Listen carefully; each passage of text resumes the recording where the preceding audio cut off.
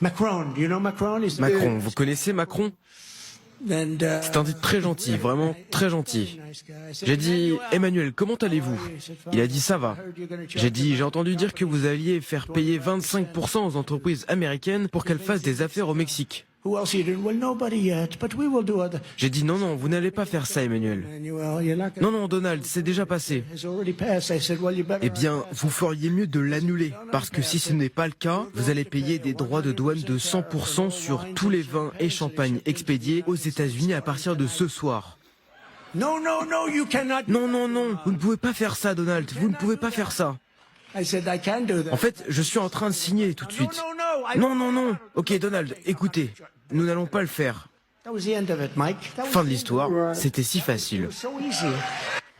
Bon, il va chercher à humilier Emmanuel Macron, il va chercher à nous humilier à travers lui. C'est une des grandes caractéristiques de Donald Trump. En effet, c'est l'humiliation, la moquerie et d'essayer de rabaisser l'autre, sachant aussi que c'est un peu un chien de meute, c'est-à-dire que il respecte les forts et il est humiliant avec les faibles. Donc quand il était moins humiliant avec Emmanuel Macron, qu'en effet, Emmanuel Macron, comme disait Arlette, était la superstar de 2017 et un peu le roi de l'Europe. Et là, il voit bien, vous parliez Didier rappelait la manière dont Emmanuel Macron faisait un tweet pour essayer de se faire bien voir de Donald Trump. Il n'est pas le seul, ils ont tous un peu couru. Alors ça fait partie du protocole, c'est normal de féliciter un président élu, surtout qui est un allié. Ursula von der Leyen a aussi, elle, fait un tweet avec un adjectif de trop, à mon avis. Elle a dit qu'elle félicitait warmly, chaleureusement, le président Trump. Elle aurait pu se contenter de le féliciter. C'était pas la peine d'en rajouter. Mais on voit que là, l'Europe est en situation de faiblesse, la France est en situation de faiblesse, et que le seul qui n'a pas félicité, d'ailleurs, Donald Trump, paradoxalement, c'est son véritable ami, c'est Vladimir Poutine, qui, de manière très maligne, a essayé de montrer qu'ils n'étaient pas en connivence, alors qu'ils le sont, et de dire nous sommes en guerre avec les États-Unis. C'était aussi une manière de rappeler à Donald Trump, mon petit, tu as intérêt à faire la paix avec moi, parce que sinon on n'est pas copains. Donc c'était à la fois un message dans tous les sens. Mais les autres, tous les Européens, évidemment, se sont précipités en tweet, le Britannique Keir Starmer de même d'ailleurs, pour essayer de montrer qu'ils existent à Donald Trump.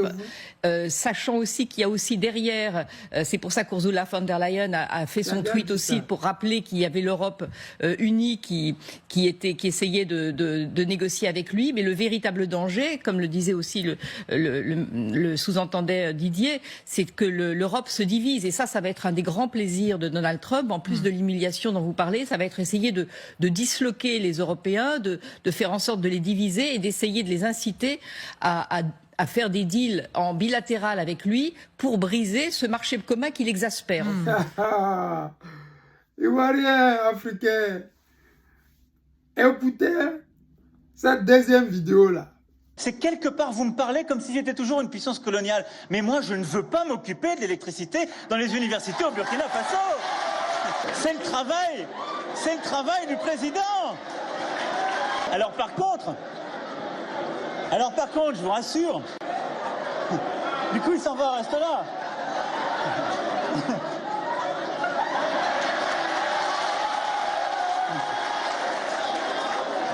Du coup il est parti réparer la climatisation. Vous savez, la vie, comme le guide président Laurent Gbagbo nous a dit, le second nom de Dieu, c'est le temps. Macron, qui s'était foutu du président burkinabé Kaboré à l'époque, en lui disant, va réparer les climatiseurs. Si c'est ton ami, peut-être vous êtes en train de faire un sex step entre vous là-bas, ça roule.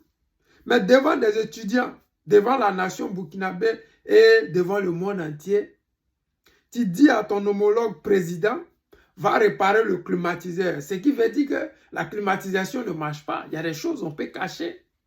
Mais c'est ça la réalité. Et le temps l'a rattrapé. Aujourd'hui, c'est lui qui s'est fait humilier en direct par le président des États-Unis, Donald Trump. En l'humiliant de cette façon, c'est tellement honteux, cette manière d'exposer un homologue comme ça. Pour vous dire, à vous qui êtes au pouvoir, RHDP, le temps est un autre nom de Dieu. Le président Laurent Gbagbo nous l'a dit. Aujourd'hui, vous humiliez les Ivoiriens. Vous humiliez l'opposition. Vous humiliez tous ceux qui sont en Côte d'Ivoire, tous ceux qui sont pauvres. Parce que pour vous, vous êtes nés riches. Alors que nous vous connaissons. Nous qui vivons en Côte d'Ivoire, là, on vous connaît, on sait d'où vous venez, on sait qui vous êtes. Vos parents n'étaient pas riches. Vous-même, vous n'étiez pas riche. Alassane Draman Ouattara, on dit FMI, le salaire des fonctionnaires, c'est combien? C'est pas $1 million. C'est pas 500 000 $. Peut-être maximum c'est 50 000 $. Salaire de quelqu'un qui travaille au FMI. Maximum. Il n'est pas riche, man. Donc, venez faire croire aux Ivoiriens, nos parents, casser le magasin de nos parents pour les humilier. Voilà la fête de fin d'année qui arrive. Casser marchandises des gens. Parce que vous, là, vous voulez que les Ivoiriens vous lèchent les bottes. Vous voulez, quand vous sortez comme des gangsters, double saga, partager 5 000 aux gens, on dit, oh, patron, tiens, chef. Vous voulez rien faire pour la population. Parce que chez vous, là, les Ivoiriens doivent être en dessous de vous. Vous devez être assis sur la tête des Ivoiriens. Vous ne gouvernez pas la Côte d'Ivoire, vous humiliez les Ivoiriens vivant en Côte d'Ivoire. Et ça, on vous donne rendez-vous en 2025. C'est un petit coucou à Macron pour lui dire que tu peux humilier les autres, mais un jour viendra où tu seras humilié. Et c'est la même remarque qui est faite à Alassane Draman Ouattara et Cissé Bakongo. Le jour viendra où tu vas t'excuser en monovision. C'est ça qui est la vérité. Les amis, c'était le président Lota, l'ami des dirigeants qui se respectent.